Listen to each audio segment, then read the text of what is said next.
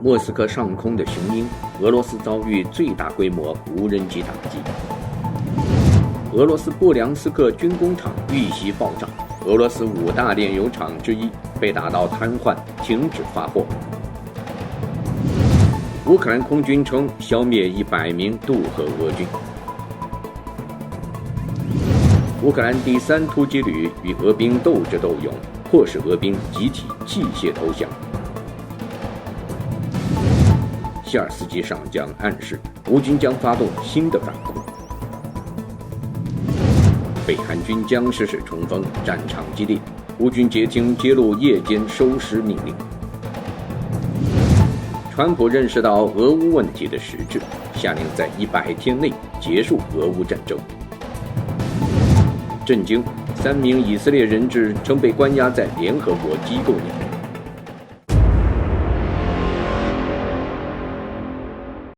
聚焦战场动态，剖析地缘争端，欢迎收看新冷战情室，我是远山。视频制作不易，请您尽量看到最后，并给我们点赞留言，这是对我们最大的鼓励和支持，谢谢大家。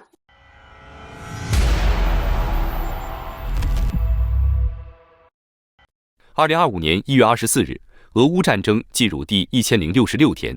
乌克兰又袭击俄罗斯了，这是要把俄罗斯打成筛子吗？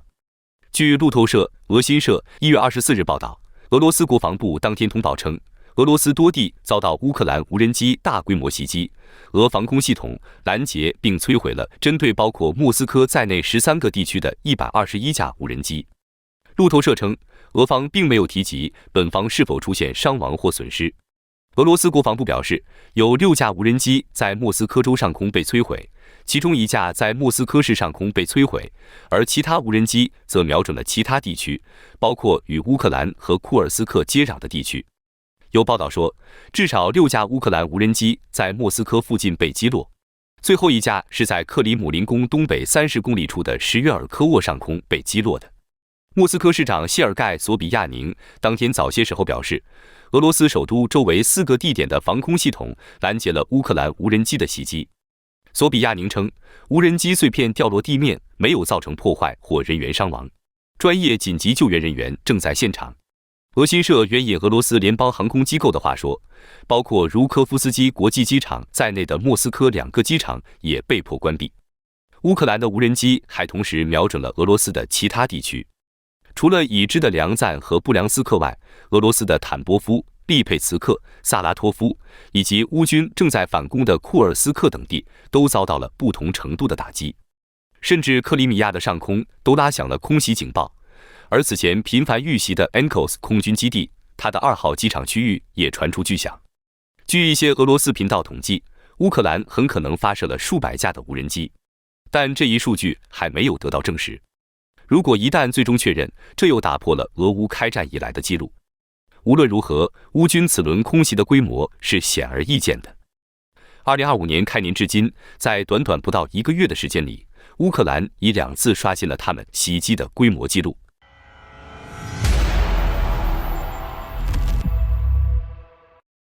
俄国防部表示，20架无人机瞄准了莫斯科东南部的梁赞州。电报平台上的俄方账号发布了一些未经证实的视频，视频显示当地发生了大火。这些账号表示，一座储油库和一座发电站遭到袭击。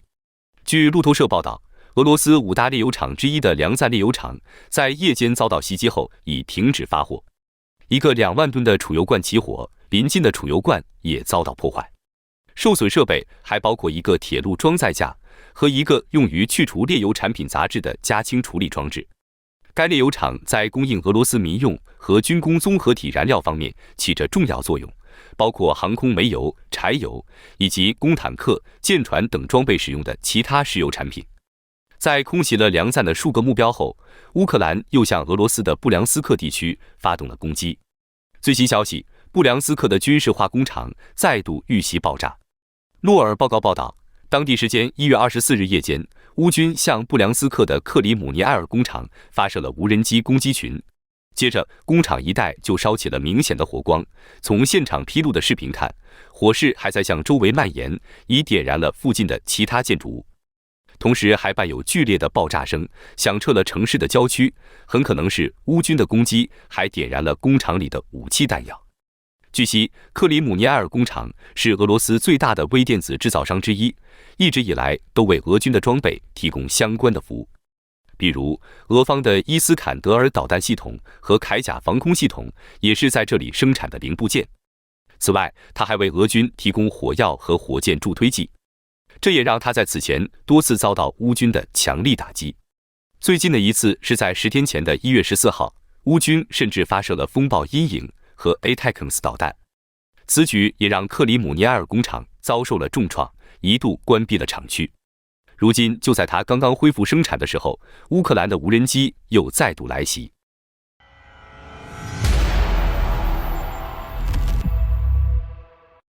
乌克兰空军正越来越广泛地参与到前线的战事中。据悉，乌克兰空军在顿涅茨克消灭了100名试图渡河的俄军。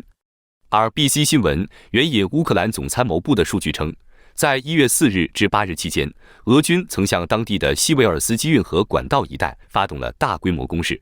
此役，俄军先从在卡利尼夫卡村集结，部署了超过2个连的兵力，目标直指关键的恰西夫亚尔方向。在这几日内，俄军还试图强行渡过附近的河流，但遭到了乌军的顽强阻击。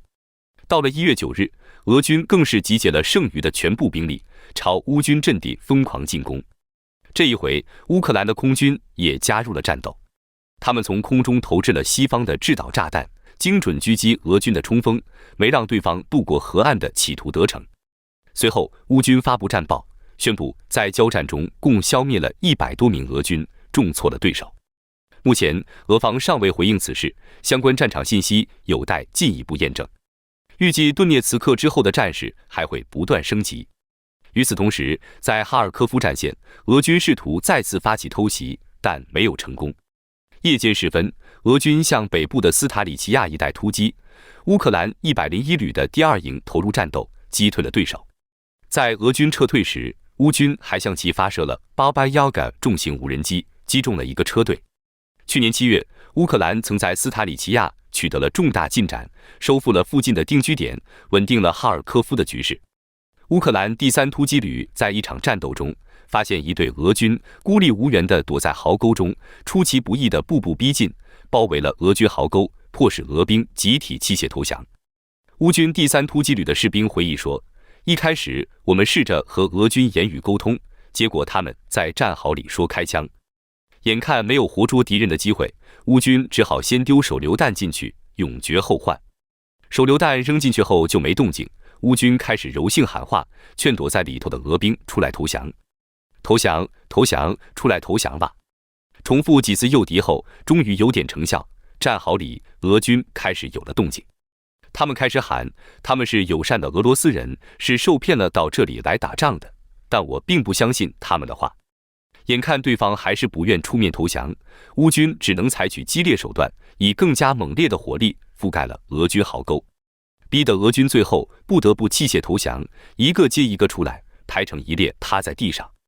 但坏消息是，俄军在大西西尔卡镇中心已经升起了旗帜，乌军很可能已从该镇撤出，以免被俄军包围。这样看来，大西西尔卡的陷落已成定局。好消息是，乌军又在库尔斯克打下了一个定居点，也在这里升起了乌克兰国旗。近期，乌军总司令希尔斯基在视察波克罗夫斯克战区时，就暗示了乌军还可能发起新的进攻。希尔斯基表示，库尔斯克攻势不会是最后一次，没有哪个国家在防御战中赢得过战争。他强调，库尔斯克的攻势给了乌军很大的希望，并透露这不会是最后一次。接下来，乌克兰是否会在俄罗斯境内的其他地区发起类似的进攻，我们继续观察。乌总参公布的昨日战果，歼敌1500人。美国总统川普声称，俄罗斯已经损失了80万士兵，而乌克兰的损失在60万到70万之间。他还表示，自己认为双方的伤亡数字都不完整，实际数字要高得多。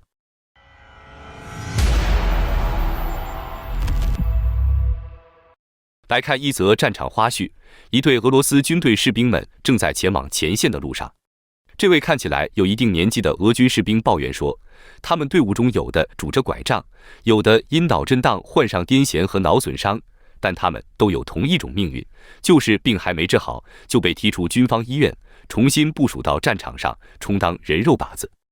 这段视频显示，一支由7辆乌克兰豹 2A4 坦克组成的编队，具体地点不明，但可以清晰地看出，乌克兰军队的重装备正在前线发挥越来越大的作用。乌克兰勇士们整装待发，向敌人轰出致命的炮弹。这也是难得一见的直接从驾驶舱拍摄的画面。乌克兰陆军航空兵驾驶米24磁陆武装直升机正低空飞行，沿着高速公路奔赴前线。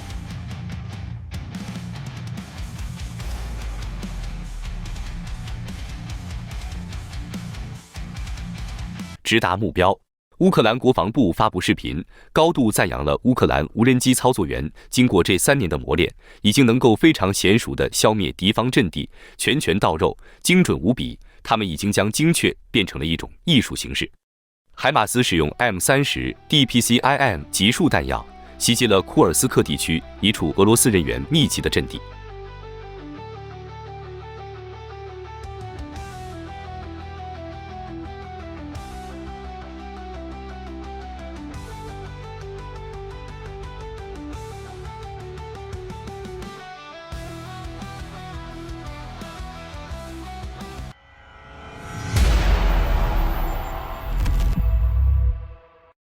周四，川普在达沃斯论坛表示，有必要询问俄罗斯是否会在今年结束战争，因为乌克兰已经做好了和平的准备。他还补充说，他将与中国一起努力结束战争。看来，川普准备好与习近平达成某种交易了。我们相信，如果美国继续加大对中共的制裁力度，中国就会在某一个节点上与俄罗斯决裂。同样是在达沃斯世界经济论坛的演讲中，北约新任秘书长吕特对川普并不买账。他警告称，西方不能允许在21世纪的今天，一个国家侵略另一个国家，并试图对其进行殖民。他强调，俄罗斯若在乌克兰战争中获胜，将严重削弱全球最大军事联盟北约的威慑力，而恢复其信誉可能需要花费数万亿美元。他强调，西方国家必须继续加大对乌克兰的支持，而非缩减援助。目前，欧洲国家普遍担忧美国总统川普可能会寻求与俄罗斯总统普京进行谈判，并在不利于乌克兰的条件下快速结束战争。对此，吕特表现出谨慎态度。他警告称，如果我们达成一个糟糕的协议，这意味着最终我们将看到俄罗斯总统与朝鲜、伊朗和中国领导人亲切握手。我们不能接受这一点，这将是地缘政治上的一大错误。另据路透社报道，川普现在已经从原来的24小时解决俄乌问题，改为100天内推动俄乌停火。报道称，这个任务已落到川普任命的乌克兰问题特使基斯·凯洛格的身上。不过，外界预计川普还是会全程掌控谈判的进程，一些重要决策需要他本人拍板。在川普上任前，他曾表示可以在24小时内结束俄乌战争，而当他真的开始着手进行俄乌和谈时，也发现了局势的复杂性。早些时候，川普就直言俄乌停火不会那么简单，但他希望用谈判结束战争的想法也是一目了然的了。与此同时，五角大楼还拨款1.61亿美元，用于扩建军援武器的生产线。据悉，美国准备创建第2个用以生产 M777 和 M109 型155毫米榴弹炮的工厂，因为目前美军只有沃特弗利特的一个工厂在生产这2款弹药，而这也无法满足每个月向乌克兰提供30万枚炮弹的要求。所以，此次扩建生产线是考虑到了基辅方面的需求，由此也能侧面反映出川普政府在援乌立场上的某些态度了。此外，川普还对莫斯科方面喊话，声称如果达不成协议，他将对俄罗斯的经济实施额外的制裁。美国总统川普本周一上任后宣誓，若俄罗斯不肯与乌克兰谈判停火，将祭出关税措施，并警告说，届时俄罗斯经济将面临大麻烦。这也是目前为止他对俄方最强硬的表态了。最新消息，川普表示，只要全球油价居高不下，乌克兰战争就不会轻易结束。我们认为，川普现在已经比就职总统前务实了许多，而且看到了事情的本质。俄方尚未做进一步回应，之前他们强调不会在土地问题上让步。克里姆林宫一名高级助理表示，俄罗斯迄今尚未收到任何具体的谈判提议。路透社掌握到的消息显示，俄罗斯总统普京已经意识到战争对经济带来的压力，深感沮丧，并在克里姆林宫会议上严厉斥责了手下官员。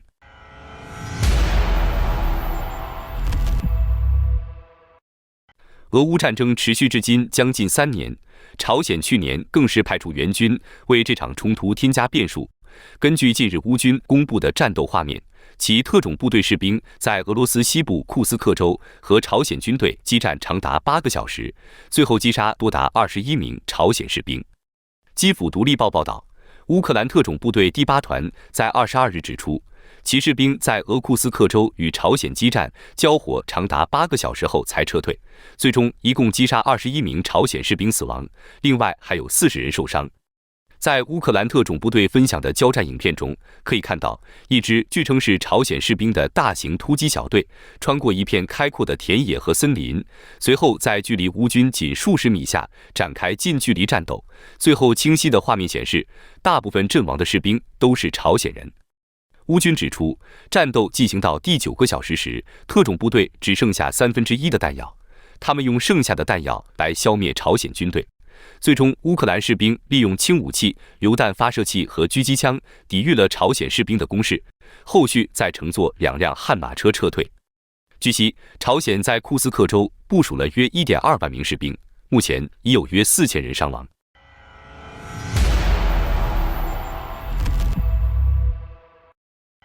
根据韩国广播公司新闻 KBS News 报道，乌克兰军方最近成功截听北韩军队的无线电通话，揭示其在前线面对重大损失的困境。一段17秒的录音中，一名北韩军官指示士兵夜间收回战死士兵遗体，以避免白天行动时遭受更多损失。专家指出，这一命令凸显北韩军队在白天作战中频遭乌克兰无人机攻击，造成惨烈死伤。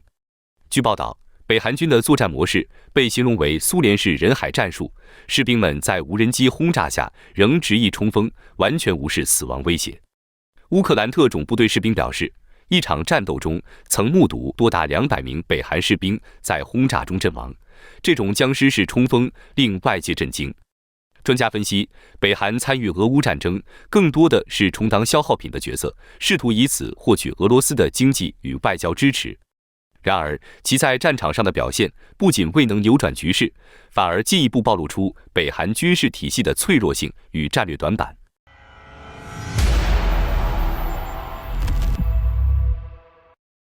在川普就任总统后，欧洲继续加大对乌克兰的支持力度。最新消息，欧盟准备再提供350亿美元的财政援助。彭博社报道，欧盟贸易专员瓦尔迪斯·东布罗夫斯基在接受采访时，官方确认了这一点。据悉，这是西方和乌克兰融资计划的一部分，用被冻结的俄罗斯资产做抵押。在2024年，基辅方面也收到了第一笔冻结的俄罗斯资金，并将其用来购买武器，再在战场反击俄军。而欧盟外交事务负责人卡拉斯也表示，他们毫无疑问将向乌克兰提供更多帮助，直到取得胜利与和平。与此同时，欧洲其他国家也单独向基辅送去了军援，比如英国就拨款6100万英镑，以便为乌克兰生产先进的炮管。值得注意的是，这是20年来英国首次生产炮管。俄乌战争正给欧洲带来前所未有的改变，他们越来越意识到现实存在的生存危机。此外，丹麦也悄无声息地更新了军援的武器清单，其中一款装备引起了外界关注。这就是俄制的 2S1 Gwozdika 自行榴弹炮，使用122毫米的炮弹。更为关键的是，丹麦方面从未拥有该款武器，因此这很可能是其他一些和莫斯科关系密切的国家通过丹麦向乌克兰提供的援助。目前还不清楚丹麦送去了多少辆 2S1 Gwozdika， 但欧洲军援的趋势已经显而易见。泽连斯基对欧洲的帮助表达了感谢，在和德国总理候选人梅尔茨会面时，双方也讨论了日后的合作。梅尔茨被视为下届德国总理的最热门人选之一，此前他承诺当选后将向乌克兰提供金牛座导弹。另一方面，匈牙利总理欧尔班则面临和欧盟的新矛盾，因为欧尔班拒绝签署对俄罗斯延长制裁的协议，这也让欧盟在考虑新方案，如何绕开匈牙利直接实施制裁。如此，欧尔班在欧盟将陷入更加受排斥的境地，双方的矛盾或会升级到新的阶段。在与斯洛伐克总理菲科会谈后，欧尔班向乌克兰发出威胁说，如果他们继续挑衅和敌对，他们最终会惹恼我们，我们将采取反制措施。此外，他还威胁要阻止乌克兰加入欧盟和乌克兰加入北约，并称基辅还没有意识到力量平衡已经发生了根本性的变化，必须认真对待中欧国家。这两个二五仔以为能够抱团搅事，实在打错了算盘。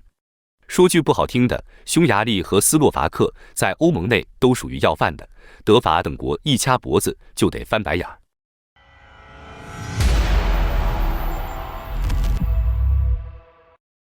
斯洛伐克是欧洲的，不属于俄罗斯。斯洛伐克首都布拉迪斯拉发爆发了数万人的大规模抗议，要求普丁的傀儡费科下台。斯洛伐克议会也对费科发起不信任投票辩论。组织者称，布拉迪斯拉发大约6万人参加了今晚的游行。布拉迪斯拉发是斯洛伐克共和国的首都和最大城市。尽管斯洛伐克是北约和欧盟成员国，但其总理却越来越倒向俄国，从而引发了国民的不满。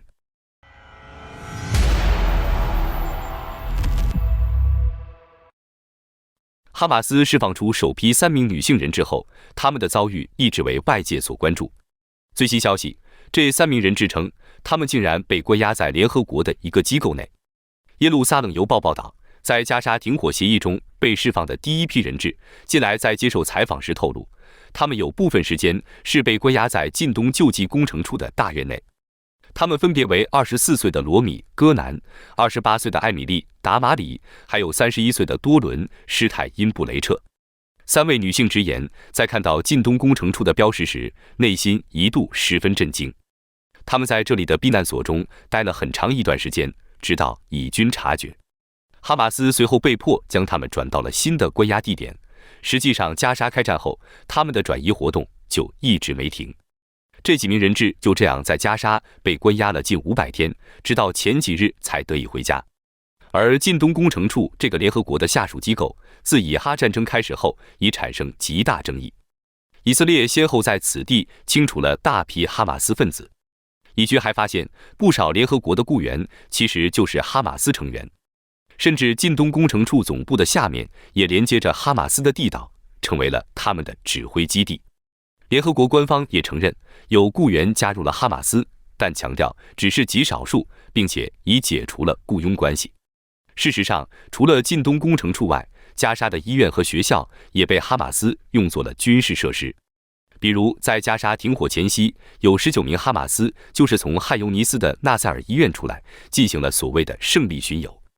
不过紧接着，他们就遭到了以军的猛烈炮击，最终全部被清除。更早时候，以色列还在拉法与贾巴利亚的几间儿童房里发现了哈马斯隧道的入口。等以军进入地道后，发现里面布满了随时可能被引爆的武器弹药。另一方面，以色列继续在约旦河西岸展开军事行动，清剿包括哈马斯在内的武装分子。目前停火的只是加沙地带，在其他区域，以色列表示会继续战斗。不过，这些人也终是有报应的。川普总统已签署行政命令，禁止联邦机构给予任何援助给这个臭名昭著的联合国近东救济处，并且授权驱逐任何支持哈马斯和真主党等恐怖组织言论的非公民，包括表示支持哈马斯和真主党的外国学生。有网友说，这样看来，哈佛大学和哥伦比亚大学即将有大量空位了。好的，感谢您一口气看到最后了，这是对我们最大的鼓励和支持。要看最全面、最及时准确的战场热点报道更新，就请每日锁定新冷战情势。如果您喜欢我们的节目，也请您点赞、留言、订阅，把视频分享出去，让更多的人看到这个节目。想要赞助我们的朋友，可以打开超级感谢打赏赞助，帮助我们能持续做出更多好节目。谢谢大家。